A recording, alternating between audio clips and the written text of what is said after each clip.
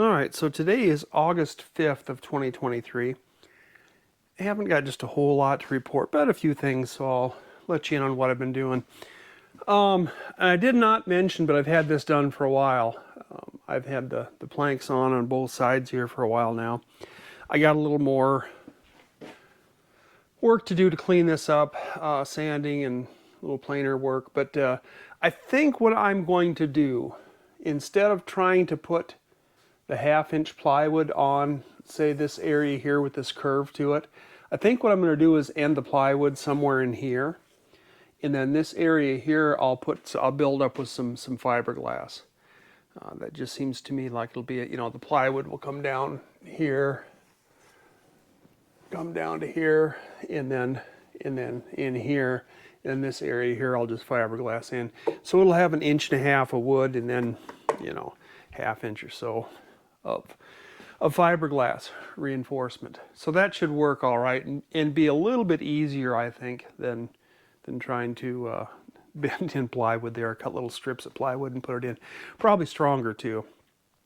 In fact, I may even get cocky and put a little Kevlar in up here just to, up here in the bow where it could get bumped into by something. So, okay, in other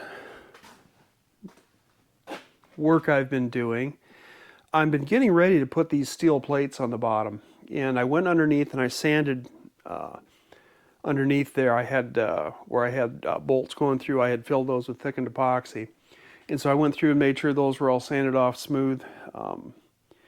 And what I'm going to have to do here is jack the boat up a little bit and then pull out blocking in certain areas to get the plates up in there.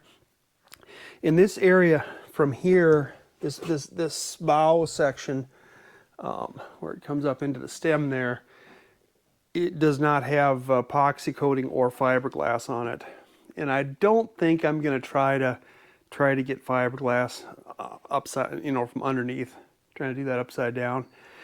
So I'm just going to coat this in epoxy. And what I did here is I got a couple coats on here now in this area here, so that I can put a jack under there, jack that up, and then take these jack stands out and get epoxy underneath the rest of this.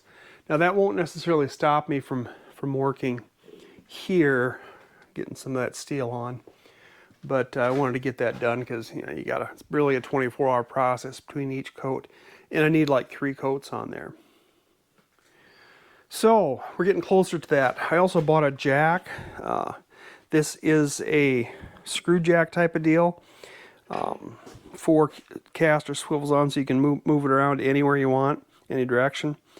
And that is to lay the steel on to jack it up to get it underneath the boat.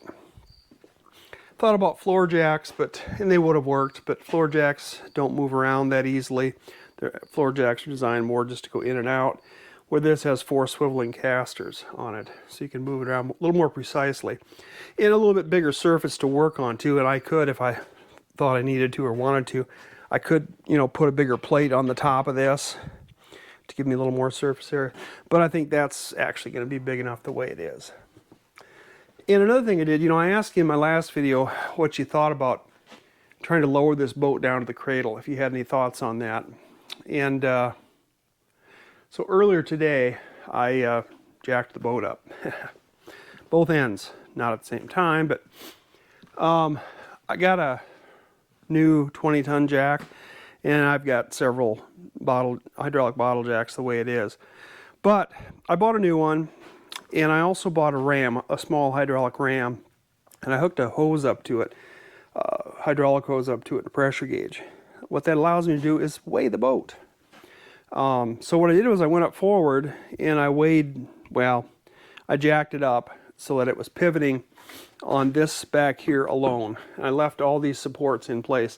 So the ones back here probably never really came off the ground, or if they did, it would have been just to relieve some pressure off of them, would have been the extent of it. Because, if you raise up 1 inch up there, by the time you get back here, you're raising up, a 1/64 of an inch or something like that is all. So there was no stability issues. The front came up just fine.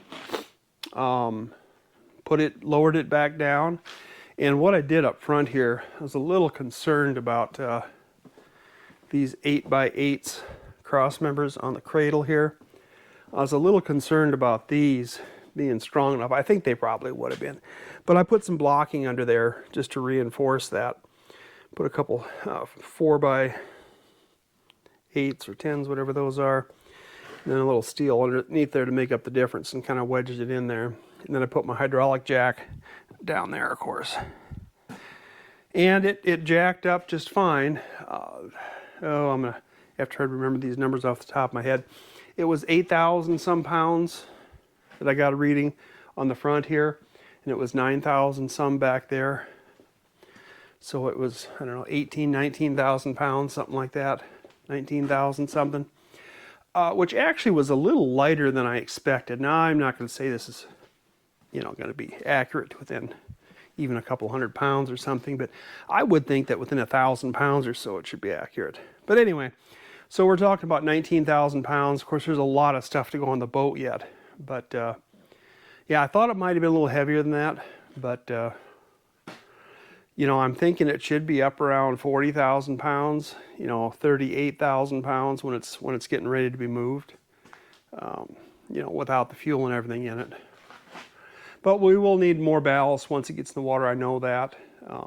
So yeah, I guess it's ballpark from where I would have thought. I would have thought it would have been over 20,000 at this point, but we're close. So yeah, I wasn't too far off, I guess. But anyway, this worked fine. This little hydraulic stub cylinder, whatever you call it, has like 4.37 square inches of surface area. And so when you read your pressure gauge, 1,000 psi on the pressure gauge would be 4376 or whatever that number was. So it's just a simple matter of multiplying the square area, inch area of the cylinder by the pressure to get the weight. Yeah. And when I did the front, I probably didn't quite take all the pressure off everything, so it was probably reading just a little bit light for that reason too. Another thing I did was I put a little epoxy back here.